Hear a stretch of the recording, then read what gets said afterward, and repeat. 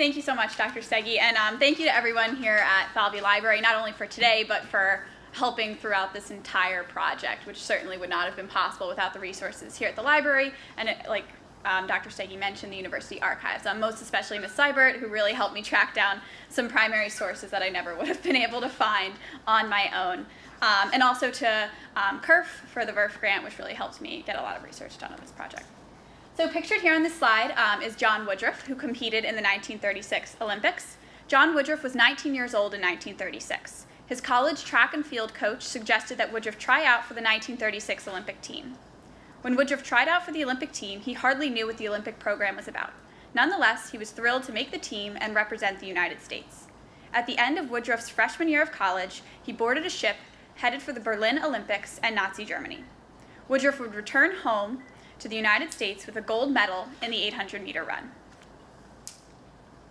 The dominant narrative of the 1936 Berlin Olympics praises Woodruff's fellow gold medalist, African-American sprinter Jesse Owens, as the hero who shamed Adolf Hitler and debunked Nazi Germany's myth of Aryan supremacy by winning 4 gold medals.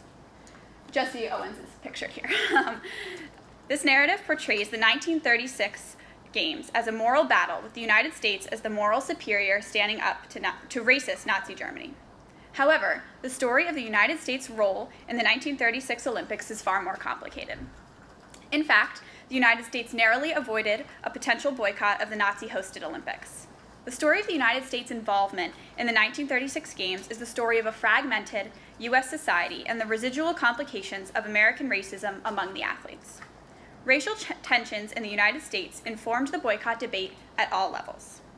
Despite the dominant narrative of the 1936 Olympics as a battle for moral superiority, the American boycott movement revealed the extent to which United States racial divide poisoned United States society at all levels.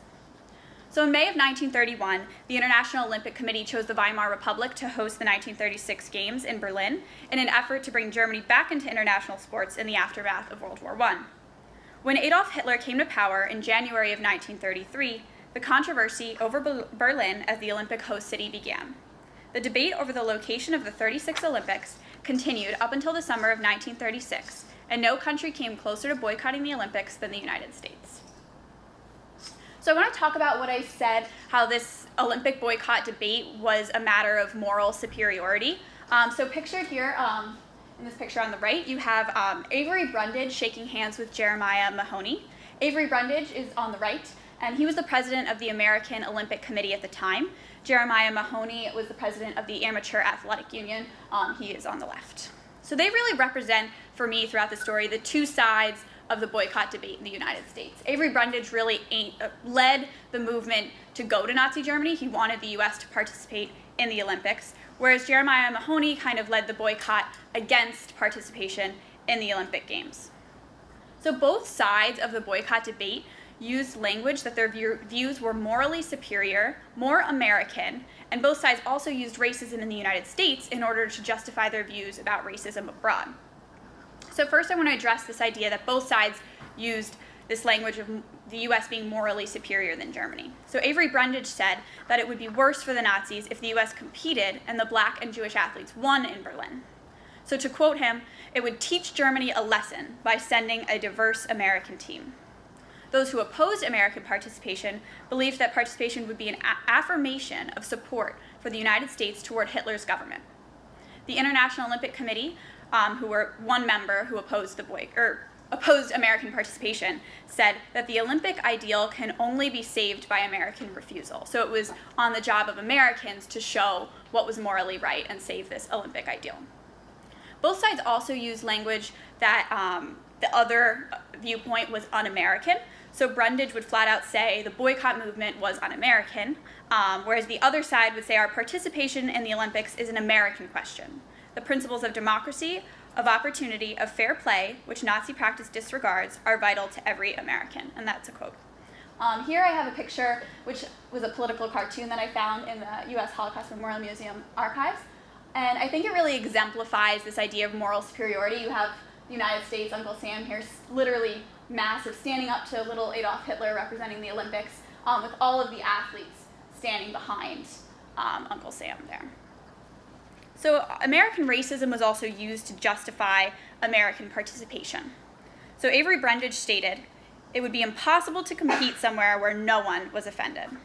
He even published pamphlets promoting the Olympics where he talked about how lynching is tolerated in the United States, racial discrimination in sport is common practice in the United States, saying that it would be hypocritical for us to boycott racism in Germany. So it's really an irony that the Americans were holding themselves as morally superior, while in the United States, African American athletes were widely discriminated against, especially in the Jim Crow South, and many hotels and jobs in the US at this time barred Jews. Furthermore, it is a paradox in using US racism to okay racism in Germany, while still arguing also that the United States is morally superior. So I want to shift now and talk a little bit about racism and anti-Semitism and divides within US society at the time. So the boycott was blamed in large part on the Jewish community in a lot of newspapers that I found. So I spent a lot of time during this research project going through newspapers, both through microfilm here in the library and also on ProQuest. I found that in the news, the boycott debate was often framed in a way that blamed the Jewish community for the boycott. So Brundage actually referred to the boycott as the Jewish proposal to boycott the games. He even stated in a letter to a German official, and I will read his quote, "Even in the USA, the day may come when you will have to stop the activities of Jews. They must be kept within certain limits." And again, that was the president of the American Olympic Committee saying that at the time to a German official, trying to reassure him that we would be in attendance at the games. So these quotes and these headlines reveal issues of anti-Semitism present here in the United States at the time. So as far as the Jewish community in reality, many Jewish Americans did, in fact, support a boycott for obvious reasons. The American Jewish Congress was against U.S. participation and did encourage some Jewish athletes within the community to not go to Berlin, and many Jewish athletes did choose to individually boycott the games. However, other Jewish Americans did not support the boycott. Due to headlines like these, many Jewish Americans thought that to do so would fuel further anti-Semitism in both the United States and in Germany. In the end, there were 7 Jewish American athletes that competed for the U.S. in Berlin. So I want to shift now to Catholics and Christians in the United States during this time period. So part of the way that the United States was able to avoid these conversations about anti-Semitism and racism at home in their criticism of Germany was to avoid the reality of Nazi racism against Jews and paint Christians, actually, as the true victims of Nazi racism. So rather than addressing that Jews were the true victims in Nazi Germany, but actually Christians were. So these were some interesting headlines that I came across when I was going through lots and lots of New York Times newspapers. And so while you can see that in these headlines, Jewish discrimination was Jews further curbed was mentioned, and there are articles in the New York Times as well on Jewish discrimination, there was a lot of emphasis on Catholics and Christians as the victims of Nazi Germany, which was really interesting. So while it wasn't the primary headline, as you can see, is Catholics. So while racism in Nazi Germany was highly publicized in the United States, there was often a stronger focus on the persecutions of Christians rather than against Jews. This allowed people to be on the quote-unquote right side of the boycott debate, being anti-Nazi, but for the quote-unquote wrong reasons, not in protection of Jews, but actually maybe in their own religious people, but painting their religion as the victim of Nazi Germany. So I found a really interesting example of this here on campus. So this is one of the cool finds of my project here in our university archive. So thanks to a primary source document that Ms. Seibert helped me track down, it was a pamphlet published by the Committee on Fair Play in Sports, which was a committee that was put together in order to show why we should not go to Germany and not attend the games. Through looking at the membership on the back of the pamphlet, the names there, I found Reverend Edward V. Stanford, OSA. And my first thought is OSA, Villanova. And then Stanford, I'm thinking Stanford Hall. So it didn't take long to do a 2-second Google search and find out that Father Stanford was the president of Villanova during 1935, 1936, when this debate was taking place. So interestingly, this letter here, I was able to then get access to Father Stanford's papers. The university archives were kind enough to send over the relevant documents for my project, and that's where both of these letters were found. So this letter on the left is the Committee on Fair Play in Sports asking Father Stanford to sign a letter from college presidents across the country saying that you condemn the actions in Nazi Germany and you don't want participation in the Olympics. And it was a lengthy letter. And on the right, or the document was lengthier than the small letter. The one on the right is Father Stanford's response, and this is November 6th and November 7th of 1935.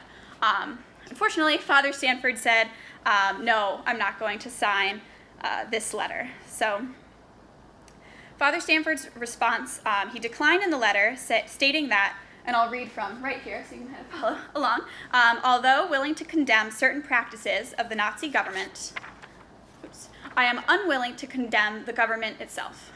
So this is unfortunate. His unwillingness to condemn the Nazis at this time is certainly disappointing to us, but it's also reprehensible and ultimately reveals a greater truth of what I've been talking about, how the boycott debate and Nazi Germany was seen through a lens of our own religious divisions here in the United States and our own perspectives rather than looking at the Jewish communities that were being persecuted. So you could say that maybe Father Stanford was on the quote-unquote right side of the debate, but maybe for the wrong reasons. So now I want to talk about African American communities in the United States at this time.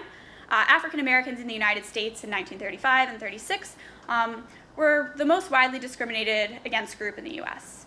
The African American community was extremely divided on the boycott debate. So here I have a letter that the NAACP wrote to Jesse Owens. The NAACP was strongly against American participation in the Olympics. They issued a statement in November of 1935 to African American athletes asking them not to participate in the Olympics. The NAACP then wrote individual letters to many of the athletes who they thought might make the team. Again, this is fall of 35, so before we even know who's going to be competing in Berlin, they're trying to reach out to these athletes and say, please don't go, and here's why. And it's really interesting, so participation by American athletes, and especially by those of our own race, which has suffered more than any other form from American race hatred, would, I firmly believe, do irreparable harm. And he also referred to this as an unparalleled opportunity to strike a blow at basically racial bigotry in Germany, but here in the US as well. So obviously the NAACP had a very clear stance on non-participation due to racism here in the United States, as they talk about. Many African American newspapers, however, supported American attendance in Berlin. While they recognized and personally understood the horrors of racism, many also supported the argument that the best way to oppose Nazi racism was to compete and to win in Berlin. Many black newspapers pointed out the hypocrisy in boycotting the Olympics on the grounds of German racism when black athletes experienced racism at home. They also saw this as a great opportunity to bring back pride to the United States for African Americans. So these are two African American newspapers talking about competition. This is after the fact, obviously, and during the boycott debate. Also, our own Philadelphia Tribune was an African American newspaper at the time that also supported American participation in the games. So as it turned out, African American athletes had no cause to worry about racism while they were in Berlin. During the 1936 Olympics, Nazi Germany completely cleaned up Berlin. It's a really interesting time in the history of Nazi Germany that for these couple of weeks when the global community was in Berlin, they cleaned up the city in an effort to look like a tolerant regime to the rest of the world. So they took down all discriminatory signs and hid all evidence of the persecution that was occurring. So as I said, their goal was to make the new regime in Germany appear tolerant to the rest of the world. Joseph Goebbels, the minister of propaganda in Nazi Germany, even ordered that all newspapers in Berlin write favorably about the black athletes that were competing. This propaganda effort was very, very successful. So I want to talk about 3 of our African American athletes that competed in Berlin. So these quotes they're sad, and they reveal how 3 African American athletes felt about their experiences in Nazi Germany, juxtaposed with the racism that they experienced here at home. So this first quote is from Jesse Owens. It's a common myth that Hitler snubbed Jesse Owens at the Olympics. That didn't happen, and that's not true. He didn't have an opportunity to snub Jesse Owens. But Jesse Owens really felt that he was being snubbed here in the United States by our own president. But I do want to disclaimer, FDR, who was the president at the time, did not ever comment on the Olympics before, during, or after the boycott debate, after returning. But Jesse Owens was still obviously unhappy with that. The second quote, Mac Robinson, you might have heard of his older brother, Jackie Robinson. He said, "There at least we didn't have to sit on the back of the bus." Then the last quote here, I want to go back to John Woodruff, who was on the first slide. He stated, "After the Olympics, we had a track meet to run at the Naval Academy. Now here I am, an Olympic champion, and they told the coach that I couldn't run. So I had to stay home because of discrimination. That let me know what the situation was. Things hadn't changed." So these quotes really offer us a tragic but fascinating insight onto how these athletes felt about racism in Germany, Nazi Germany, compared to here in the United States during the mid-1930s. So to conclude, the 1936 Olympic boycott debate and the role of the United States was not a story of the United States taking a stand against the rise of Hitler and Nazi Germany. The 1936 Olympics provide a moment of reflection that reveals the deeply entrenched and widely complex racial problems present in the United States at that time. Just a few years after the closing ceremonies of the 1936 Olympics, the United States again debated sending their youth to Europe, this time wearing different American uniforms. They fought for their country not in the Reichssportsfeld, but on the battlefield. Again, the United States praised itself for defeating global racism and educating the world on racial acceptance and equality. Despite these beliefs, it was many years before the United States was able to begin to reflect on its own moral shortcomings and realize that it too needed to address the racism present within its own backyard. Thank you.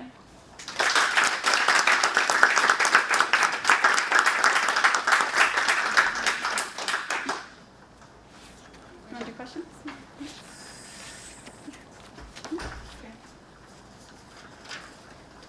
Well, on behalf of Falvey Library and the Center for Undergraduate Research, I'd like to present you with your Falvey Scholar Award. Congratulations.